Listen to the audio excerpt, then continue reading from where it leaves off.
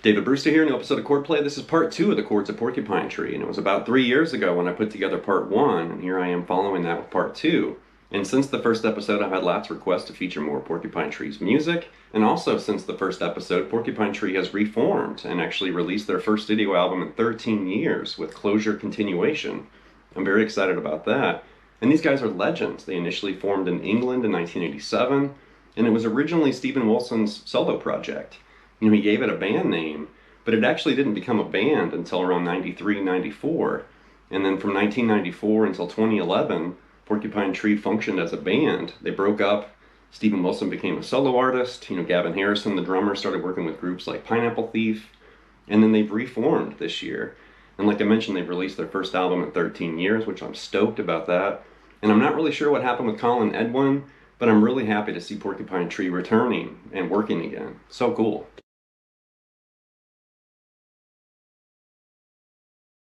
I'm pretty sure I've mentioned this in other videos on the channel, but I'm a huge prog rock fan, or nerd, whatever you want to call me. But I love progressive rock, progressive metal, really any form of music that's kind of pushed to the extreme or the edge like that, or it's, you know, kind of stirred up and mixed up with other styles of music. And one of the reasons why I love prog rock so much is, yes, it's progressive rock, so it's rock music, but then they're usually bringing in elements from classical and jazz and other styles of music, like the band Yes has some folk elements. Or, you know, the band Dream Theater obviously has some metal elements. So it's really interesting to hear this kind of mix and match, and you're kind of, you know, stirring all these different styles and influences in a blender, so to speak. And with Porcupine Tree, I did put some thought into this, but they're a progressive, post-pop, experimental space rock band. And I don't know why that's so hard to understand, but that's basically how I identify this group, or how I label them.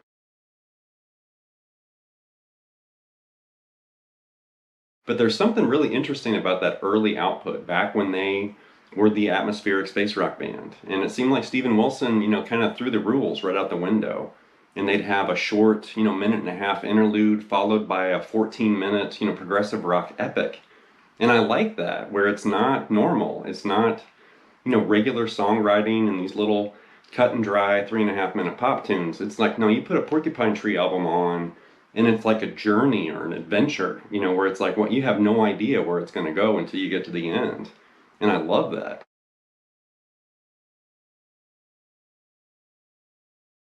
With the opening, that's Moonloop Coda from the album The Sky Moves Sideways. That's one of their early albums. I think that's actually their third album. And I was looping that with the TC Electronic Ditto looper, and the opening guitar part is like this.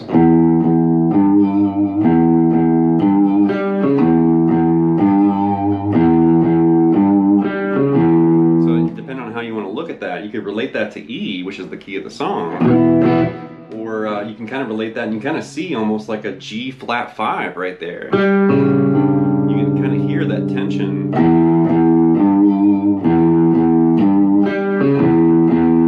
because you're kind of implying, you know, that G flat 5, but we're definitely in the key of E. And then you hear another guitar come in. That's just looped endlessly like that.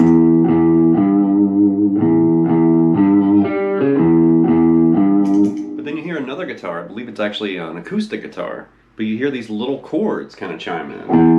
And that's the first one right there. Just grab the 4th fret there on the D string, grab that F sharp, and that's basically an E minor add 9 implied. But that's the first little chord you hear there against that.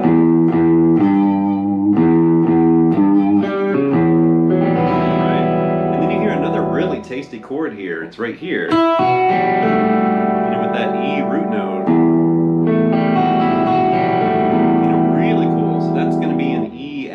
add 11 right there. Or E minor, add 9, add 11, because you've got that G. And you hear him pick, you know, descending. And then you hear him pick through it ascending. And then eventually there's like that octave, you know, melody, which is so cool. You know, it's really basic. And then back to the flat 5, and the flat 9, to the root. You know, lots of tension in there with the flat 5 and flat 9. And then you hear this part.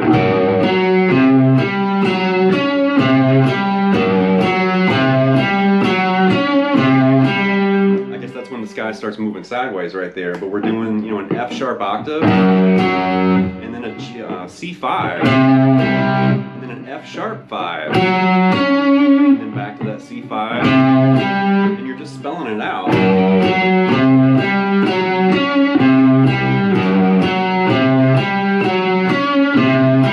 And it goes right back to the.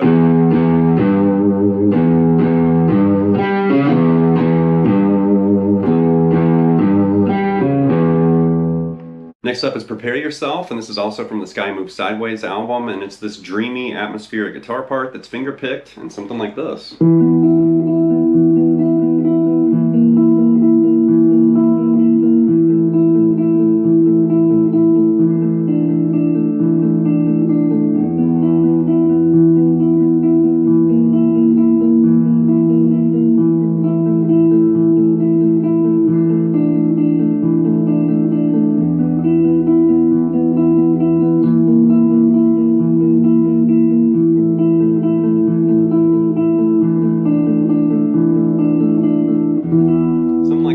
Starts with this E5 and we're finger picking it like this. So you're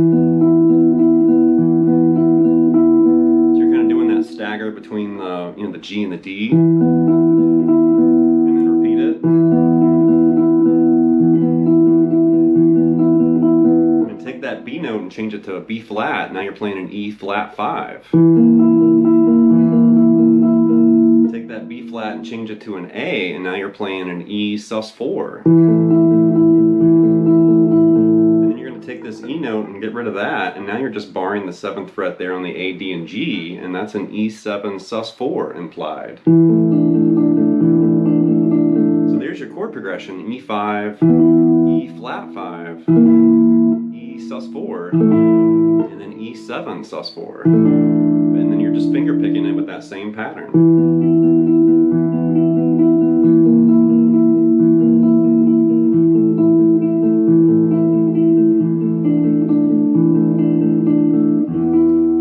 Those dreamy guitar parts like that, you know, it definitely sets a mood, and it kind of draws your interest too, like, hey, what's getting ready to happen right there? Up next is Footprints, and this is from the first Porcupine Tree album, On the Sunday of Life, and this guitar part's really basic, but it creates this really bizarro tonality like this.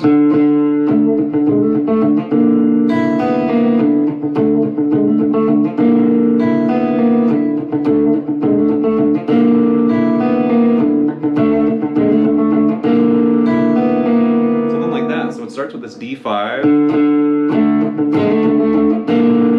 right there you're doing the D5, and then you're going to reach back and grab A flat, so that's the flat 5, and then you're going to reach up and grab A sharp, so that's the raised 5th or augmented, and then you hear, which is very strange,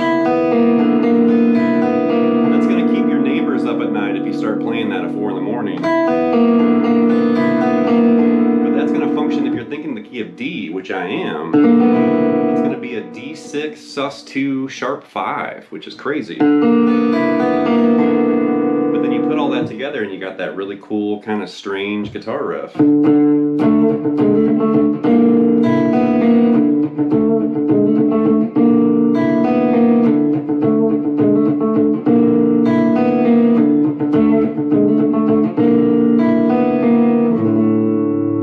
Next up is Shallow from the Deadwing album. We're in drop D tuning for this, and it'll totally wake up the neighbors like this.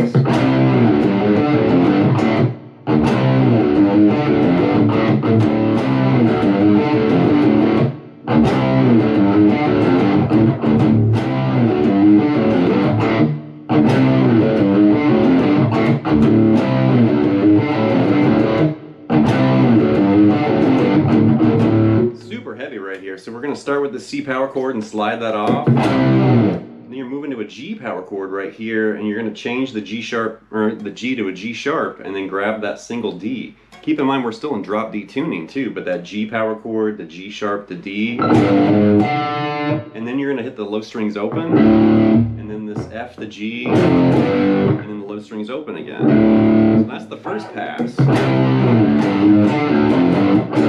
And then the second pass starts the same way. And the second time you're just going to beef up the end. Then the third time do the same thing. And then after that F to G, immediately hit those low strings open there on the third time. Like that. And then the last time do everything the same, just end the last part a little differently. Basically loop that riff. So it's got a groove to it. You definitely need to notice the groove, but here it is.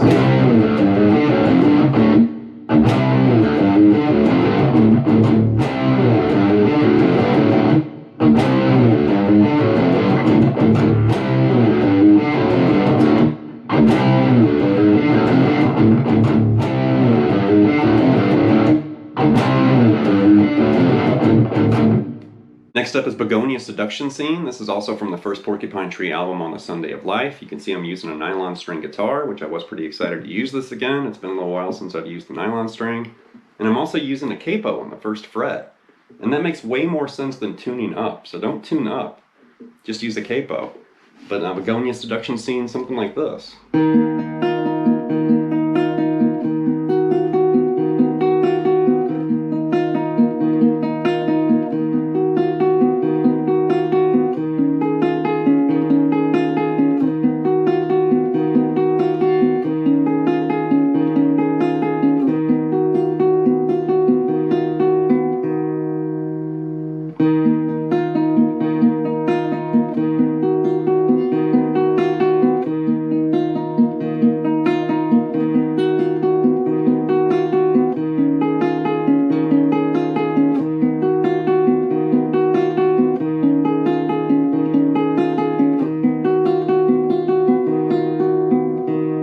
Like that. So it's going to start with this D sus2, and keep in mind I'm referring this to the capo, so it's actually an E flat sus2 or D sharp sus2 with the capo, but relative to the capo it's going to feel and look like a D sus2 right there. Just arpeggiate that, you know, playing finger style.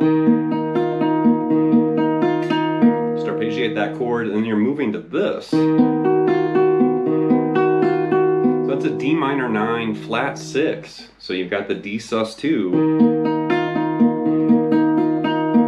To this D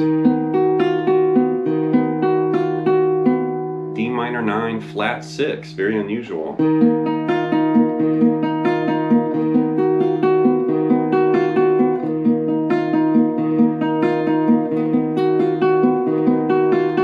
Now take that fingering you're holding there, move it up a whole step, and then play everything the same, and that's a D7 sus2 sus4.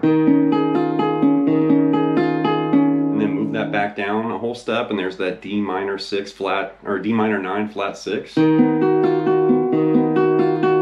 then right back to that D7 sus2 sus4, and then back to the D minor 9 or D minor 9 flat 6, and then he starts doing this kind of change up there at the end, but one more time all the way through.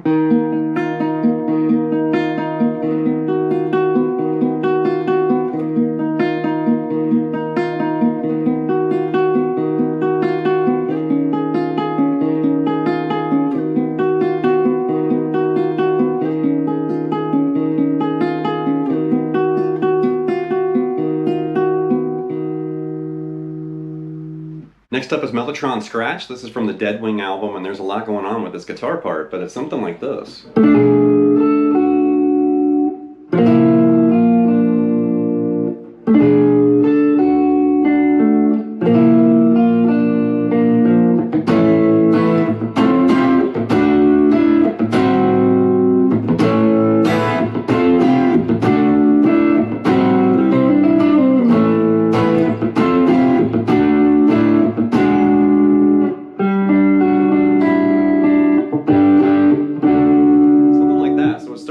implied, it's a D11 or D sharp 11 over A, like that, because there's your A note right there. That's basically a D sharp 11. You're doing it like that. And then you're reaching up and grabbing that A note and that F sharp. So you're changing D sharp 11 into a D5 and then D major right there, implied. And then do the same thing in B flat right there. B flat sharp 11, B flat 5, and then B flat major. But you're just doing it with those single notes. Like that. Repeat the D sharp 11 part again.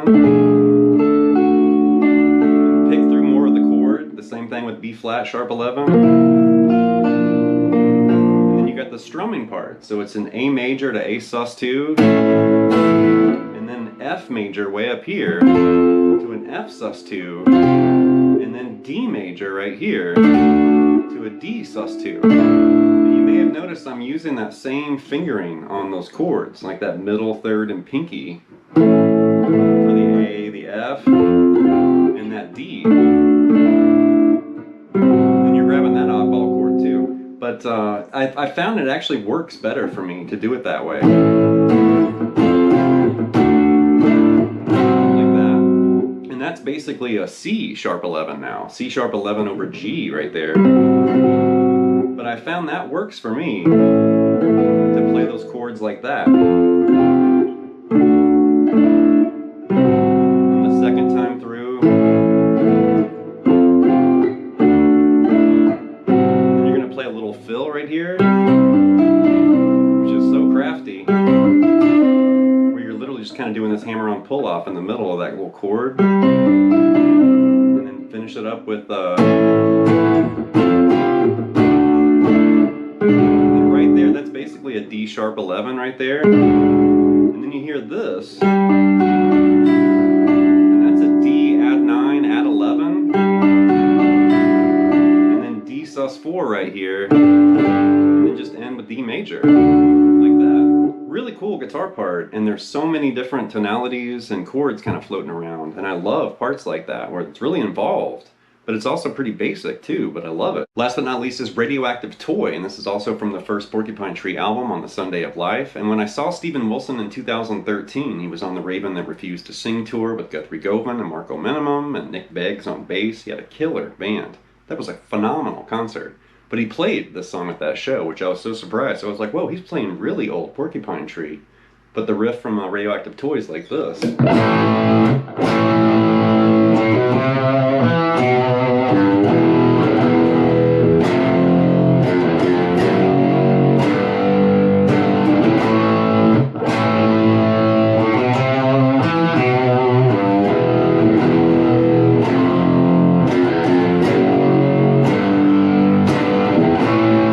Basic, but it's just an A power chord twice right there. This single note melodic line right there. And an E power chord right there, E5 to an F5. And you're going to play a single F to the low E open to that single F, and then an F sharp 5 right here, and then a G5. Play that G5 again, and loop that riff.